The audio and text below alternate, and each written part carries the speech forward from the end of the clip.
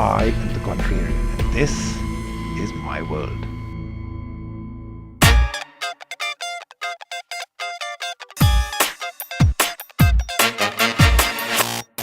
Rajiv taking a stand that technology is making us dumb is actually dumb. And I believe he cannot have a stand on that.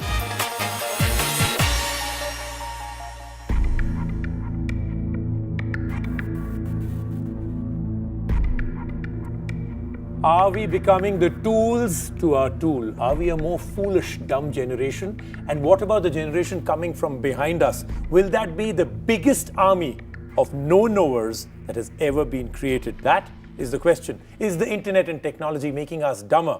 And about to answer is, of course, Abhinav. All right, Abhinav, I'm going to give you 1 minute to tell us why none of that is true. And remember, use that 1 minute, you may not get to speak again. In my view, Rajiv, what's happening is that the internet is providing information in a very democratic manner to everybody who chooses to access that information. And previously, intelligence used to be confused by the capability to remember things, to be able to memorize things, to be able to retain and bring out whatever information you require at a certain time. What internet is allowing you to do now is to actually access information whenever it is required, any kind of information by any kind of person. So you would say that suppose you're out there in a situation and because you no longer need good memory, it's not a requirement of today's generation. You're at a hotel, you're with your driver, okay, your phone conks off, no battery, but you can't remember your driver's number. Sure. Is that a good place? Is that a smart decision you took in your life that you cannot remember 20 mobile numbers anymore? Is that a good place for humanity to be? Well, I don't think that that's a great place to be, as humans, but you would recall 1 or 2 numbers, at least your wife's or your home's, where you could call and get that. I know you would, for sure. It's imperative you remember your wife's number. That's smartness in any case. Who should have your driver's number also on their phone? Of course. Okay, let's talk about the other part that you said, that today it's not important to retain information. You can look for information when you need it. Today, if you give an assignment out to school students, sure, the probability that you will get almost the same assignment from everybody is because everybody will look it up on Wiki. Sure. Right? Yeah. Now, how does that make for a better generation of more creative people that accessed information, wrote it down, mostly cut and paste, changed a few things around, bam, here you are, teacher.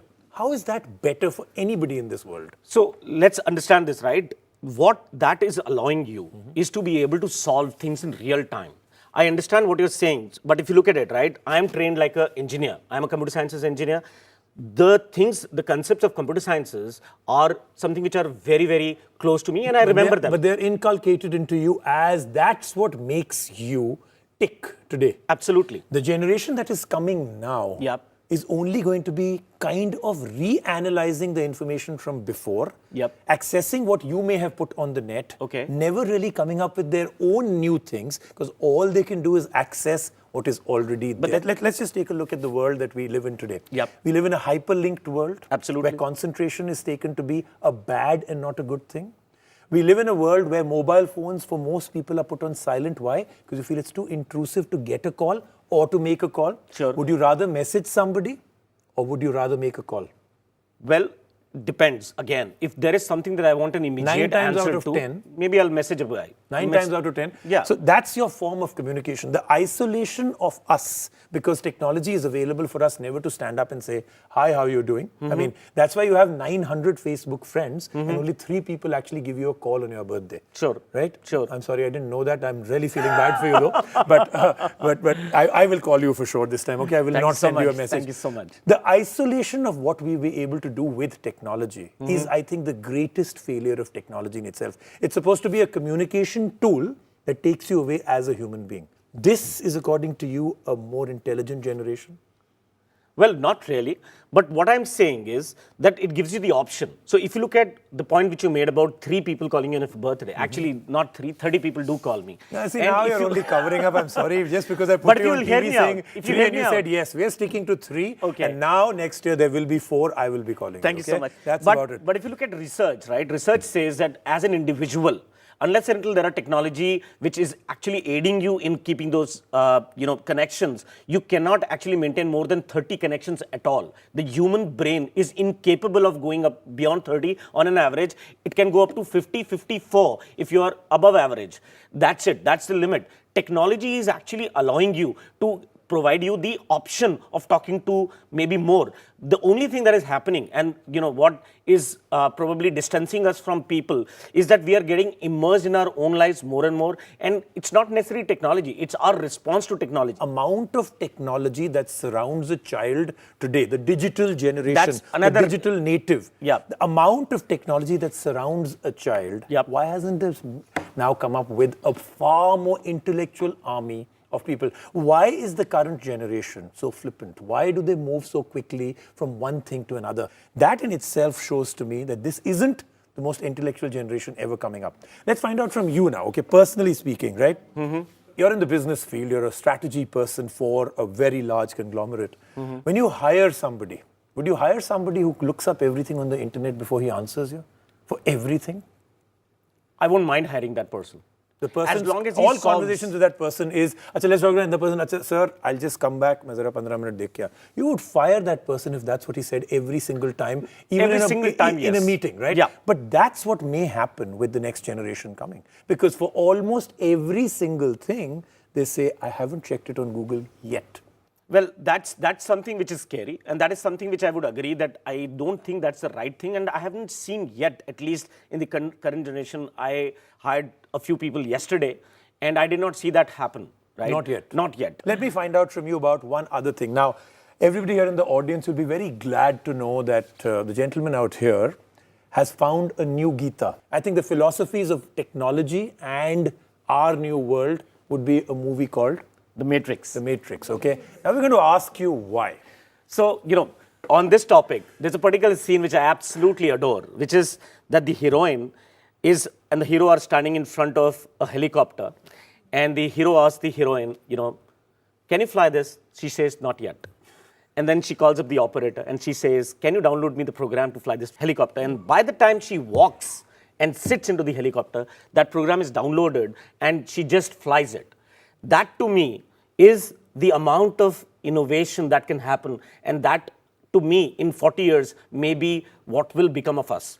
We will all be able to do something like that. Can you imagine if that information downloaded was incorrect? What a huge pile-up.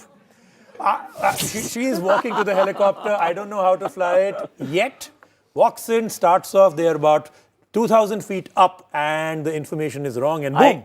So I hope quality control will be a very important part of that would be a very important thing. Okay, I'm going to end this by asking you a few personal questions. These are pure and simple to do with you as a human being, as a person. Yep. Okay.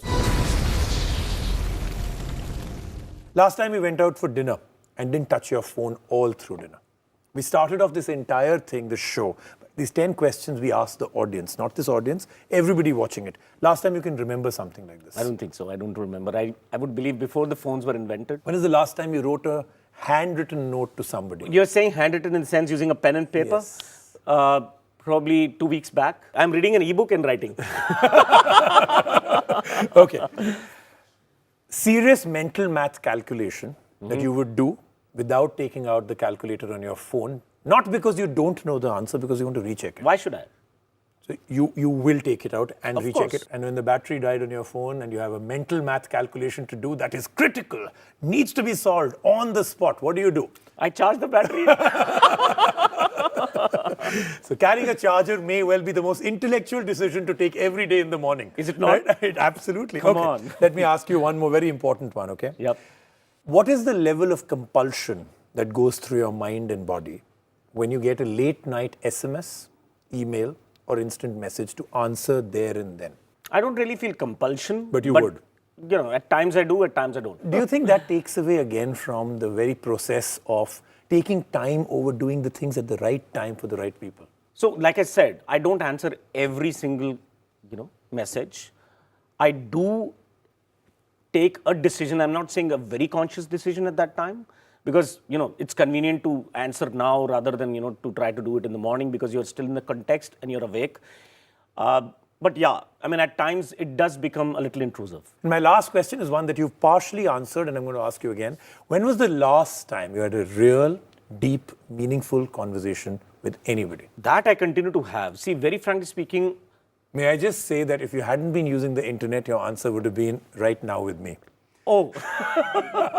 See, the internet and Google has slowed you down that much that you didn't realize this is the... That's a trick question. That's a trick question. That's why I said the last one, the one that I gave you, and I paused. I gave you enough time till you didn't say something else. We are living in a world where it's not necessary to memorize everything. The clutter of memory may well have been the biggest problem. We all used to, at one time, be very proud of an uncle or a parent who used to say, I can remember 50 phone numbers and 10 number plates. I remember the entire periodic table.